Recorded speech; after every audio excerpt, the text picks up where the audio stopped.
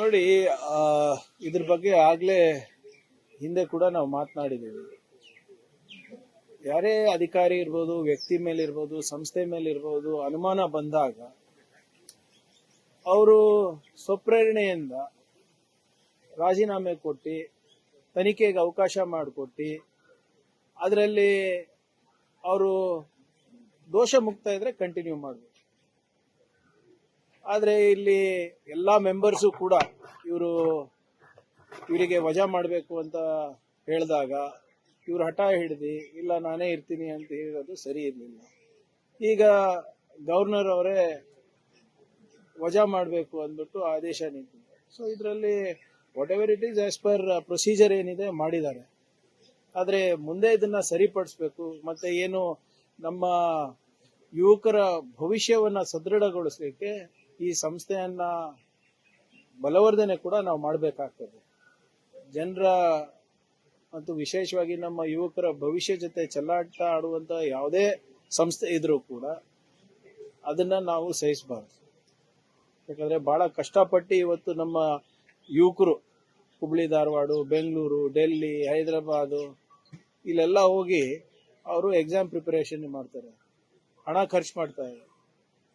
ಯಾಕಂದ್ರೆ ಅವರಿಗೆ ಒಂದು ಸರ್ಕಾರಿ ನೌಕರಿ ಇದ್ರೆ ಒಂದು ಆರ್ಥಿಕ ಹಾಗೂ ಸಾಮಾಜಿಕ ಭದ್ರತೆ ಸಿಗುತ್ತೆ ಅಂದ್ಬಿಟ್ಟು ಅವ್ರ ಕುಟುಂಬದವರಿಗೆ. ಸೊ ಇವತ್ತೇನಾಗಿದೆ, ನಿಜವಾಗ್ಲೂ ಬಹಳ ವಿಷಾದ.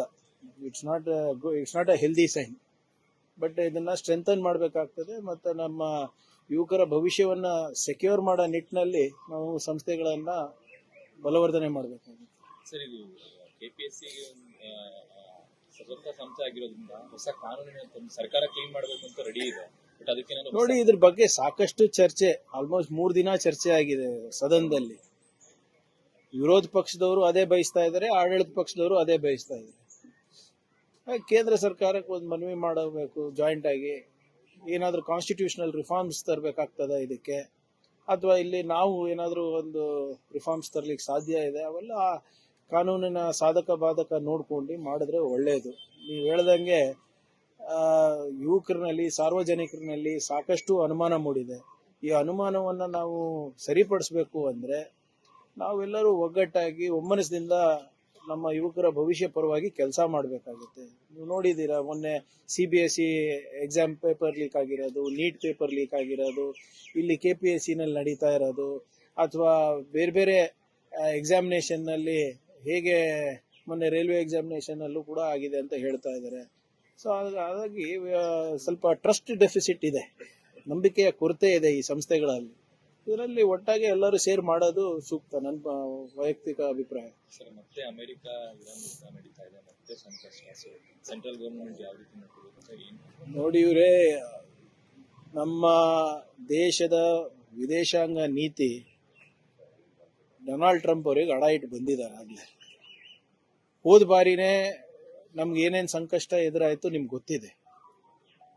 ಝೀರೋ ಪ್ರಿಪೇರ್ಡ್ನೆಸ್ ಇತ್ತು ನಮ್ಮ ದೇಶದಲ್ಲಿ. ಯಾವ ರೀತಿ ಇಂಧನ ಸಚಿವರು ದಾರಿ ತಪ್ಪಿಸಿದ್ರು ಪಾರ್ಲಿಮೆಂಟ್ ನಲ್ಲಿ, ಅದು ಕೂಡ ಇದು ಇದೆ.